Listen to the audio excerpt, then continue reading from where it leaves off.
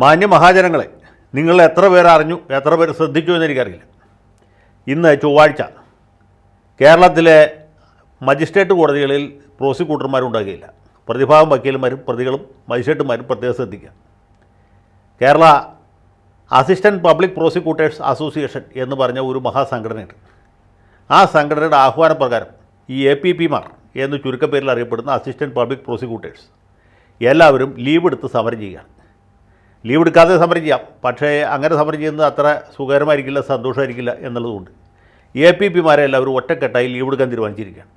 അപ്പോൾ ഇന്ന് മജിസ്ട്രേറ്റ് കോടതിയിൽ പ്രതികൾക്ക് വേണ്ടി ഹാജരാകുന്ന വക്കീലന്മാരും ഈ സമൻസ് കിട്ടിയിട്ട് വരുന്ന പ്രതികളുമൊക്കെ ഇളിഭ്യരായിട്ട് നിരാശരായിട്ട് തിരിച്ചു കൊണ്ടുവരും. മജിസ്ട്രേറ്റ് കോടതിയുടെ പ്രവർത്തനം 11 മണിക്ക് ആരംഭിച്ചാൽ 11:15 ആകുമ്പോഴത്തേക്കും അവസാനിക്കും. മജിസ്ട്രേറ്റുമാർക്ക് വല്ല ന്യൂൺഷോയ്ക്കോ മാറ്റിനിക്കോ പോകാനുണ്ടെങ്കിൽ അവർക്ക് പോകാം. ഈ മിക്കവാറും കോടതികളൊക്കെ വേനലവധിക്ക് അടച്ചിരിക്കുകയാണ്. മജിസ്ട്രേറ്റ് കോടതികൾക്ക് ഇങ്ങനെയുള്ള യാതൊരു സൗജന്യങ്ങളോ ഇല്ല. മജിസ്ട്രേറ്റുമാർ 24 മണിക്കൂറും മജിസ്ട്രേറ്റുമാർ തന്നെയാണ്. കോടതിയിലിരിക്കുമ്പോഴും മജിസ്ട്രേറ്റാണ്, വീട്ടിലിരിക്കുമ്പോഴും മജിസ്ട്രേറ്റാണ്. സിനിമയ്ക്ക് പോകുകയാണെങ്കിൽ സിനിമാ തിയേറ്ററിലും മജിസ്ട്രേറ്റായിട്ട് തുടരും. എപ്പോൾ വേണമെങ്കിലും പോലീസുകാർ പ്രതി അറസ്റ്റ് ചെയ്ത് മജിസ്ട്രേറ്റിൻ്റെ വീട്ടിൽ കൊണ്ടുവരാം. സിനിമാ തിയേറ്ററിലാണെങ്കിൽ സിനിമാ തിയേറ്ററിൽ കൊണ്ടുവരാം. അതാണ് അവരുടെ തലയിലെഴുത്ത്. അങ്ങനെയുള്ള കോടതിയിലെ ഏറ്റവും പ്രധാനപ്പെട്ട ഒരു ഉദ്യോഗസ്ഥൻ അല്ലെങ്കിൽ ഏറ്റവും പ്രധാനപ്പെട്ട ആ ഒരു ഘടകം എന്ന് പറയുന്നത് APPയാണ്. APP ആദ്യം ലീവ് എടുത്ത് കഴിഞ്ഞാലും പ്രതിഭാഗം വക്കീലന്മാരും കുടുങ്ങിപ്പോകും. കാരണം APPയുടെ ഒബ്ജക്ഷൻ കേട്ടതിന് ശേഷം മജിസ്ട്രേറ്റിന് ജാമ്യം അനുവദിക്കാനോ ജാമ്യം തള്ളാനോ പറ്റുകയുള്ളൂ. അപ്പോൾ ഇങ്ങനെയുള്ള പലവിധ പൊല്ലാപ്പുകളും സ്വല്ലകളും ആ കോടതിയിൽ ഹാജരാകുന്ന അഭിഭാഷകരും പിന്നെ ഇതുപോലുള്ള കേസിൽ പ്രതിയാവുന്ന ആളുകളും അനുഭവിച്ചിട്ടുള്ളതാണ്, ഇനിയും അനുഭവിക്കാനുള്ളതുമാണ്. അങ്ങനെ ഇരിക്കുമ്പോഴാണ് ഇന്നേ ദിവസം എല്ലാ APPമാരെയും ലീവ് എടുത്ത് പ്രതിഷേധിക്കാൻ അവരുടെ സംഘടന ആഹ്വാനം ചെയ്തിരിക്കുന്നത്. എന്താണ് ഈ സംഘടനയെ പ്രകോപിപ്പിച്ചത്? മജിസ്ട്രേറ്റുമാർക്ക് ശമ്പളം കുറഞ്ഞു പോയതാണോ? അല്ലെങ്കിൽ അവർക്ക് കിട്ടിക്കൊണ്ടിരിക്കുന്ന എന്തെങ്കിലും ആനുകൂല്യം സർക്കാർ വെട്ടിക്കുറച്ചാണോ? ഇതൊന്നുമല്ല. ഇതിൻ്റെ കാരണം എന്ന് വെച്ചാൽ കഴിഞ്ഞ ജനുവരി 21 കൊല്ലം ജില്ലയിലെ പരവൂർ മജിസ്ട്രേറ്റ് കോടതിയിലെ APP ആയിരുന്ന അനീഷ്യ ആത്മഹത്യ ചെയ്തു. സ്വന്തം വീട്ടിലാണ് ആത്മഹത്യ ചെയ്തത്. ആത്മഹത്യയ്ക്ക് ശേഷമാണ് ഇതിൻ്റെ കാരണങ്ങൾ പുറത്തു വന്നത്. അവരുടെ അതേ കോടതിയിൽ തന്നെയുള്ള മറ്റൊരു APPയും പിന്നെ കൊല്ലം ജില്ലാ ഡെപ്യൂട്ടി പബ്ലിക് പ്രോസിക്യൂട്ടർ ഇവരുടെ മേലധികാരിയാണ്. ഇവരുടെ രണ്ടുപേരുടെ ഭാഗത്തുണ്ടായ നിരന്തരമായ മാനസിക പീഡനത്തിൽ പ്രതിഷേധിച്ച് മനം നൊന്താണ് ഈ പെൺകുട്ടി ആത്മഹത്യ ചെയ്തത് എന്ന് പറയുന്നത്. കൊല്ലത്തെ ഒരു അഡീഷണൽ ഗവൺമെൻറ് പ്ലീഡറുടെ പേരും ഇതുമായി ബന്ധപ്പെട്ട് കേട്ടു. ഇങ്ങനെ 3 പേരാണ് ഇതിൽ പ്രതിസ്ഥാനത്ത് നിൽക്കുന്നത്. അഡീഷണൽ ജില്ലാ ഗവൺമെൻറ് പ്ലീഡർ ഇപ്പോഴും ആ സ്ഥാനത്ത് തന്നെ തുടരും. മറ്റു 2 യോഗ്യന്മാരെയും ഇത് വിവാദമായി കഴിഞ്ഞപ്പോൾ സസ്പെൻഡ് ചെയ്തു. ഈ അനീഷയുടെ ഭർത്താവ് ഒരു അഡീഷണൽ ജില്ലാ ജഡ്ജിയാണ്, തൂക്കിക്കൊല്ലാൻ വിധിക്കാൻ അധികാരമുള്ള ആളാണ്. പക്ഷേ സ്വന്തം ഭാര്യയുടെ കാര്യത്തിൽ യാതൊരു നീതി നടപ്പാക്കാൻ അദ്ദേഹത്തിന് കഴിയുന്നില്ല. കാരണം അദ്ദേഹത്തിൻ്റെ കൈകൾ കെട്ടപ്പെട്ട അവസ്ഥയിലാണ്. അദ്ദേഹത്തിന് ഒരു പരാതിയുമായിട്ട് മേൽക്കോടതിയിൽ പോകാൻ പോലും പറ്റാത്ത സാഹചര്യം നിലനിൽക്കും. അങ്ങനെ ഒരു സാഹചര്യത്തിൽ ഈ അനീഷയുടെ മാതാപിതാക്കൾ ഈ കേസുമായിട്ട് മുന്നോട്ട് പോവുകയാണ്. ഈ 2 യോഗ്യന്മാരെ സസ്പെൻഡ് ചെയ്തു, അന്വേഷണ വിധേയമായി ഇവരെ പുറത്ത് മാറ്റി നിർത്തിയേക്കുകയാണെന്നുള്ളതിനപ്പുറത്ത് ഇതിൽ സീരിയസ് ആയിട്ടുള്ള എന്തെങ്കിലും അന്വേഷണം നടന്നിട്ടില്ല. അങ്ങനെ ഒരു സാഹചര്യത്തിൽ ഇവർ റിട്ട് ഹർജിയുമായിട്ട് ഹൈക്കോടതിയെ സമീപിച്ചിരിക്കുകയാണ്. അന്വേഷണം ഫലപ്രദമായിട്ട് നടക്കുന്നില്ല. ഈ അന്വേഷണം CBI ഏൽപ്പിക്കണം. കാരണം കേരള പോലീസ് ഈ ഏമാനന്മാരെ കാണുമ്പോൾ സെല്യൂട്ട് അടിക്കുന്നവരാണ്. കാര്യം ഇവർ സസ്പെൻഷനാണെങ്കിൽ പോലും നാളെ കഴിഞ്ഞ് മറ്റന്നാൾ സർവീസിൽ തിരിച്ചു വരും. തിരിച്ചു വരുമ്പോൾ അവർക്ക് കൂടുതൽ ശക്തിയോടെ ഈ പോലീസുകാരെ ഉപദ്രവിക്കാൻ സാധിക്കും. അതുകൊണ്ട് പോലീസ് ഈ പ്രതികളായി നിൽക്കുന്ന ഏമാനന്മാരെ കാണുമ്പോൾ വാക്കയും പൊത്തി നിൽക്കുകയാണ്. ഇവരുടെ പേരിൽ ഒരു നടപടി എടുക്കുന്നില്ല എന്നുള്ളതാണ് ഇവരുടെ പരാതിയുടെ സംക്ഷിപ്തം.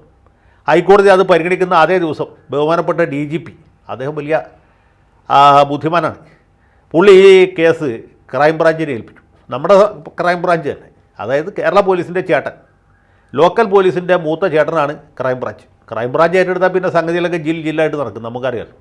അങ്ങനെ ക്രൈംബ്രാഞ്ച് അന്വേഷണം ഏറ്റെടുത്തു, സ്റ്റഡിയായി കുറച്ച് വേഗം അതിന് കൈവരിച്ചു. ക്രൈംബ്രാഞ്ച് ഏറ്റെടുത്തു 4 ആൾ അറിയണമല്ലോ. അതിന് വേണ്ടിയിട്ട് ക്രൈംബ്രാഞ്ചുകാർ ഈ ഡെപ്യൂട്ടി ഡയറക്ടറെയും ഈ പ്രതിസ്ഥാനത്ത് നിൽക്കുന്ന APPയുടെ വീട് ഈ താമസ സെല്ല് റെയ്ഡ് ചെയ്യാൻ തീരുമാനിച്ചു. അതൊക്കെ സാധാരണ നടപടിക്രമമാണ്. ഇനി റെയ്ഡ് ചെയ്ത് എന്ത് കിട്ടുന്നുള്ള വേറെ കാര്യം. എന്നാലും അങ്ങനെയല്ല, കട്ടിൽ ചെറുതാണെങ്കിലും 4 വേണമല്ലോ. ഒരു ആത്മഹത്യാ പ്രേരണ കേസാണ്. അപ്പോൾ അന്വേഷണത്തിൻ്റെ ഭാഗമായിട്ട് എന്ത് ചെയ്തു എന്ന് ചോദിച്ചാൽ റെയ്ഡ് ചെയ്തു എന്ന് പറയാം. ഇനി വേണമെങ്കിൽ ഐഡൻറ്റിഫിക്കേഷൻ പരേഡ് നടത്തും. അതൊക്കെ ഇതിൻ്റെ സാധാരണ നടപടിക്രമമാണ്. അപ്പോൾ അങ്ങനെ റെയ്ഡ് നടത്തി. DPPയുടെ വീട് റെയ്ഡ് ചെയ്തു. അതേ സമയത്ത് തന്നെ APPയുടെ വീട് റെയ്ഡ് ചെയ്യാൻ ചെയ്തു.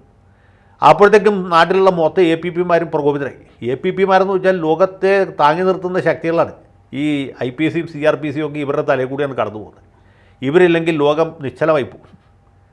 ലോകത്തിൻ്റെ സ്പന്ദനം കണക്കാണെന്ന് പറഞ്ഞ പോലെ നമ്മുടെ നീതിന്യായ സംവിധാനത്തിൻ്റെ നട്ടല്ലെന്ന് പറഞ്ഞ APPമാരില്ലെങ്കിൽ രാജ്യത്ത് നീതിന്യായ സംവിധാനം ആകെ തകർന്ന് തരിപ്പണം.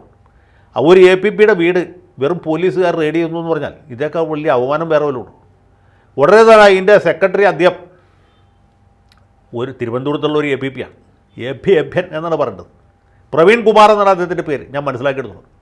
പ്രവീൺ കുമാർ സാറിന് ഇത് വലിയ അവമാനമായിട്ട് തോന്നി. സാർ ഉടനെ തന്നെ DGPയെ വിളിച്ചു പറഞ്ഞു, ഞങ്ങളുടെ വീട് റെഡി ചെയ്യാൻ ഇതൊന്നും ചെയ്യാൻ പാടില്ല. APPയുടെ വീട് റെഡി ചെയ്യാൻ IPCയിൽ എവിടെ വ്യവസ്ഥ, CRPCയിൽ എവിടെ വ്യവസ്ഥ, ക്രിമിനൽ റൂൾസ് ഓഫ് പ്രൊസീജിയറിൽ എവിടെ, പ്രാക്ടീസിൽ എവിടെ പറഞ്ഞിട്ടുള്ളത്, അത് ചെയ്യാൻ പാടില്ല. അപ്പോൾ തന്നെ DGP പോലീസിന് വിളിച്ചു പറഞ്ഞു എന്നാണ് കരുതപ്പെടുന്നത്. ഏതായാലും റെയ്ഡ് പകുതിക്ക് വെച്ച് നിന്നുപോയി. ഇങ്ങനെ പോലീസ് ഈ പ്രതികാര ബുദ്ധിയോടുകൂടി പ്രതികളുടെ വീട് റെയ്ഡ് ചെയ്യുന്ന കിരാത നടപടിയിൽ പ്രതിഷേധിച്ച് ഇന്നേ ദിവസം, അതായത് ചൊവ്വാഴ്ച, എല്ലാ APPമാരും ലീവെടുത്ത് പ്രതിഷേധിക്കാൻ, ലീവെടുത്ത് സമരം ചെയ്യാൻ APPമാരുടെ സംഘടന ആഹ്വാനം ചെയ്തിരിക്കുകയാണ്. അതാണ് ഞാൻ പറഞ്ഞത്, APPമാരെ ഇനിമേൽ IPC CRPC എന്നൊക്കെ ഒഴിവാക്കുക. ഇന്ത്യ പ്രസിഡൻറ്റിനൊക്കെ ഉള്ള പോലെ അല്ലെങ്കിൽ ഗവർണർക്കുള്ള പോലെ ഇവർക്ക് ഇമ്മ്യൂണിറ്റി കൊടുക്കുക. ഇനി ഒരു APP ഒരാളെ കഴുത്തിയാക്കി കൊല്ലുകയാണെങ്കിലും, അല്ല ഒരാളെ പിച്ചാത്തിയെടുത്ത് കുത്തുകയാണെങ്കിലും, അല്ലെങ്കിൽ ആഫീസിൽ വരുന്ന ഒരു സ്ത്രീയെ ബലാത്സംഗം ചെയ്യുകയാണെങ്കിലും കേസെടുക്കാൻ പാടില്ല. കാരണം APPയാണ്. APPമാർക്ക് നിയമം ബാധകമല്ലോ. APPയുടെ വീട് റെഡി ചെയ്യാൻ പാടില്ല. APP അറസ്റ്റ് ചെയ്താൽ കയ്യാമം വയ്ക്കാൻ പാടില്ല. APP അഥവാ ജയിലിലേക്ക് റിമാൻഡ് ചെയ്യുകയാണെങ്കിൽ അദ്ദേഹത്തെ സപ്രമഞ്ചക്കട്ടിൽ കിടത്തണം. അദ്ദേഹത്തെ ഗവൺമെൻറ് ഗസ്റ്റ് ഹൗസിൽ പാർപ്പിക്കണം. കാരണം APPയാണ്. അങ്ങനെ ഒരു വ്യവസ്ഥയാണ് ഇവർ ആഗ്രഹിക്കുന്നതെന്ന് എനിക്ക് തോന്നുന്നു. മുഹമ്മദ് ഷാഫി എന്നോ മറ്റോ പേരുള്ള ഒരു APN-ആണ് ഇതിൻ്റെ പ്രസിഡന്റ്. പ്രവീൺ കുമാറാണ് ജനറൽ സെക്രട്ടറി. ഇവരുടെ വിചാരം ഇവരാരാണെന്നാണ് എനിക്ക് സത്യത്തിൽ മനസ്സിലാവുന്നില്ല. നിയമത്തിൻ്റെ മുമ്പിൽ APPയും മറ്റ് പ്രതിയും തമ്മിൽ ഒരു വ്യത്യാസവുമില്ല. കുറ്റം ചെയ്തിട്ടുണ്ടെന്ന് പോലീസ് സംശയിക്കുന്നുവെങ്കിൽ വീട് റെയ്ഡ് ചെയ്യേണ്ടി വരും. APPക്ക് പ്രത്യേകിച്ച് കൊമ്പും തുമ്പിക്കൈയും ഒന്നുമില്ല. അതിനേക്കാൾ വലിയ വലിയ സ്ഥാനത്തിരുന്ന ആളുകളും നിയമ നടപടികൾ നേരിട്ടിട്ടുണ്ട്, ഇനിയും നേരിടേണ്ടതായിട്ട് ഇരിക്കുന്നുണ്ട്. അതുകൊണ്ട് APP സാറന്മാരെ, നിങ്ങൾ ദന്തഗോപുരത്തിൽ നിന്ന് ഇറങ്ങി പെരുവഴിയിൽ നോക്കണം. സത്യം പറഞ്ഞ് ഈ കേസ് CBIക്ക് വിട്ടാൽ ഇതിൻ്റെ ഈ സെക്രട്ടറിയും പ്രസിഡൻറ്റിനെ അടക്കം അവർ തൂക്കിയെടുത്തുകൊണ്ട് പോകും. വെറുതെ വേണ്ടാത്ത പണിക്ക് നിൽക്കണ്ട. APP എന്ന് പറഞ്ഞാൽ അത്ര വലിയ ഭരണഘടനാപരമായ പദവിയൊന്നുമല്ല. ഇന്ത്യൻ പ്രസിഡൻറ്റോ അല്ല UN സെക്രട്ടറി ജനറലൊന്നും അല്ല, വെറും APPയാണ്. ആ ഓർമ്മ ഉണ്ടാകുന്നത് നിങ്ങൾക്ക് എല്ലാവർക്കും നല്ലതാണ്. ഏതായാലും സമരം വിജയിക്കട്ടെ എന്ന് ഞാനും ആശംസിക്കുന്നു. ഇന്നേ ദിവസം മജിസ്ട്രേറ്റുമാരും പ്രതികളുമൊക്കെ ഈ കാര്യത്തിന് സന്നദ്ധരായിരിക്കണം എന്ന് മാത്രം അഭ്യർത്ഥിക്കുന്നു. ഈ സമരത്തിന് എല്ലാ ഭാവുകങ്ങളും ആശംസിക്കുന്നു.